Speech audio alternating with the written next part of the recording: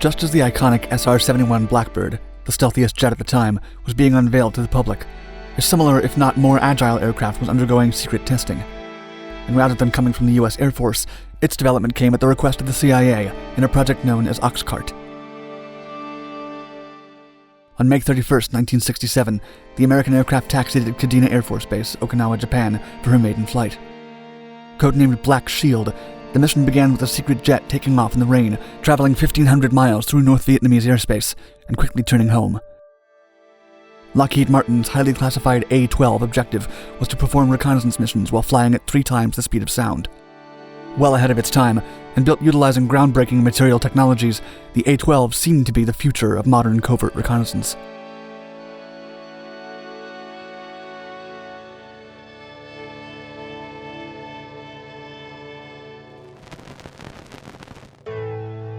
Development. After the CIA's Project Rainbow failed to reduce radar visibility of the U-2 stealth plane, the agency became interested in a follow-up that could silently snoop over the Soviet Union.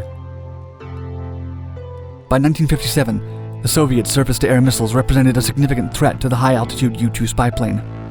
Aviation engineers had their suspicions confirmed when the Soviet Union shot down U-2 pilot Gary Powers in 1962. This led to a political crisis between the USSR and the United States. After another U-2 was down during the Cuban Missile Crisis, the risk of continuing to use the plane in the presence of missiles was too great. Many feared escalating tensions could lead to all-out nuclear warfare. Near the end of 1957, preliminary work on the new aircraft design began in Skunk Works, with famed aircraft designer Kelly Johnson leading the effort. Later he would state, quote, "In April 1958, I recall having long discussions with Richard Bissell over the subject of whether there should be a follow-on to the U-2 aircraft. We agreed that there should be one more round before satellites would make aircraft reconnaissance obsolete for covert reconnaissance." The engineers at Lockheed's Skunk Works were tasked with designing an aircraft capable of cruising at supersonic speeds. Their goal was to outmaneuver any incoming missiles. The plane also required an advanced electronic warfare system capable of suppressing enemy missile guidance systems. On top of that, the project needed a sleek airframe with radar-absorbent material to decrease detection likelihood.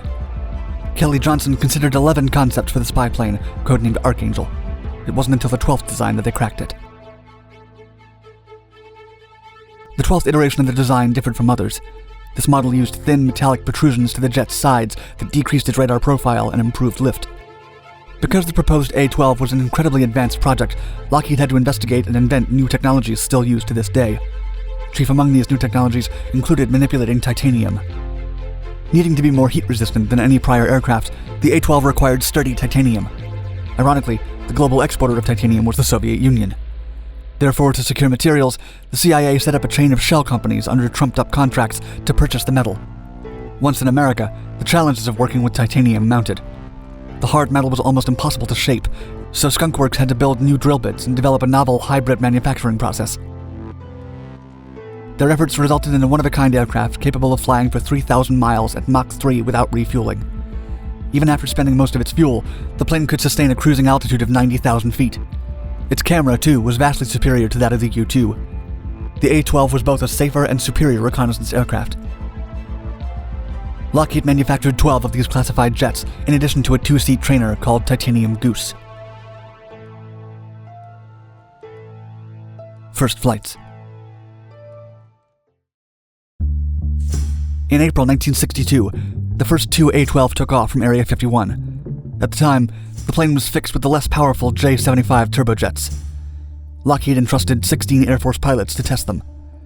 The recruits were demilitarized and extensively screened and trained. The 2 newly developed M21 drone carriers were tested. Both the M21 and D21 drones were modeled after the A-12. Unfortunately, during the 4th test in 1966, one of the drones crashed. Although the 2 crew members ejected, both were lost at sea. Subsequently, 4 A-12s were lost to accidents, with 2 pilots also MIA.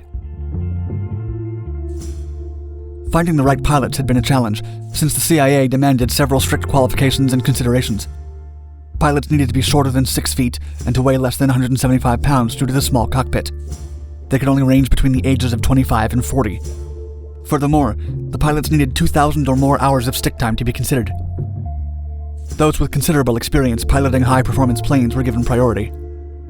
Moreover, The CIA requested married pilots because single men were considered to be less stable in their decision-making process. As the candidates were screened, they were not told what the program entailed. All they knew was that it was a risky and top-secret endeavor. Recalling the experience, Air Force Lieutenant Colonel Francis J. Murray said, quote, "You didn't wear it like you do a fighter. You were stuck way up in the nose with a monster behind you." Black Shield planning. The Central Intelligence Agency was planning for a classified Asian deployment since 1965, as the U.S. considered spying on Chinese militant activists using the Oxcart project. This new mission was codenamed Black Shield during planning. It sought to use the A-12 from the Kadena Air Force Base in Okinawa, Japan. Black Shield would be conducted in phases, with the first sending 3 planes to Okinawa for 2 months twice each year. 225 personnel would be involved in Black Shield. The hope was that the gradual increases in the duration of the mission would lead to a permanent detachment at the base. The Director of Central Intelligence, Richard Helms, submitted a formal proposal to use the A-12 in May of 1967. He brought up the matter to President Johnson during a luncheon with high-ranking security advisors. He soon received the President's approval. An airlift to Kadena was launched the following day. The first A-12 flew non-stop to Japan on May 22nd, arriving after only 6 hours. The following A-12, 5 hours 45 minutes. After a brief stop at Wake Island, the third aircraft arrived on May 26th. The pilot experienced issues with internal navigation. The ambassadors and CIA chiefs at the station for Japan, the Philippines, South Vietnam, Thailand, and Taiwan were all briefed on the mission. Black Shield execution. By May 29, 1967, the unit at Kadena was in place. 260 crew members were deployed to the facility under the leadership of Air Force Colonel Hugh C. Slater. Their first mission was scheduled for May 31st. An A-12 flew over North Vietnam and again over the demilitarized zone between North and South Vietnam.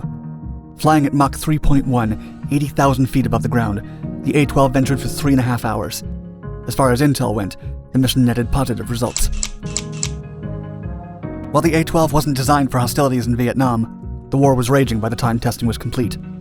The high-altitude photography of the A-12 was incredibly helpful to the CIA. Indeed, this aircraft was revolutionary and unlike any other. Of the 190 known surface-to-air missiles in North Vietnam, 70 were photographed by the A-12, along with 9 other priority targets. The plane flew unnoticed by either China or North Vietnam. Between May 31st and August 15th, 7 Black Shield missions revealed that North Vietnam had no surface-to-surface missiles. 4 of these missions detected radar tracking by the enemy. However, the plane was never engaged. The CIA managed the missions from Washington, calling for flights daily, bearing in mind weather conditions. The base would be informed 28 hours before, and then receive additional confirmation 12 hours before wheels up. During those 28 hours, the pilots were briefed on the flight route and intended targets. At Kadena, 2 pilots were on call. The A-12 was given a mission, and another ready just in case the backup became necessary. All equipment was checked, cameras loaded. Another briefing would take place just before takeoff. Medically examined 2 hours before takeoff, the pilots were always prepared. If anything went wrong with the A-12, the backup would wait an hour and carry out the mission. Black Shield proved very effective. Due to the aircraft's 86-mile turning radius, some security experts worried the plane would be attacked just as it touched Chinese airspace. While it did enter a handful of times, no interception attempts occurred. Upon returning to base, the film was removed and sent by plane to a processing facility at the Eastman Kodak plant in Rochester, New York.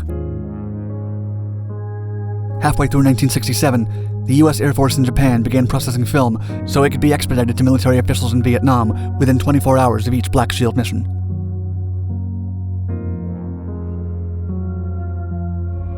Nice girl. However, the A-12 would unfortunately be doomed by both politics and technological developments. After the U-2 plane incident, the United States halted unauthorized reconnaissance flights over the Soviet Union. That decision undermined the A-12's primary goal.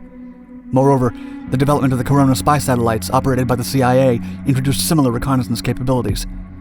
Even if it produced pictures at a slower rate with a lesser resolution, the program did diminish political risk and pilot loss. Yet the Air Force remained invested in the A-12's airframe and capabilities. Therefore, it ordered the development of an interceptor version with side cameras that could gather intelligence without actually entering enemy territory. Lockheed responded by rolling out both the YF-12 and the SR-71 Blackbird. 6 feet longer than the A-12, the Blackbird was a two-seater with the requested cameras mounted and a capacity to carry 20,000 additional pounds of fuel and equipment. Still, financial circumstances forced the two airframes to compete for approval. Between the A-12 and the SR-71, the contest, codenamed Nice Girl, revealed that the A-12 could fly 5% higher than the Blackbird and could reach a maximum speed of 2,212 miles per hour, 20 miles faster than the Blackbird. However, the evaluators believed that the Blackbird's carrying capacity and more extended range outweighed A-12's benefits. The A-12 lasted only 7 months after Nice Girl ended.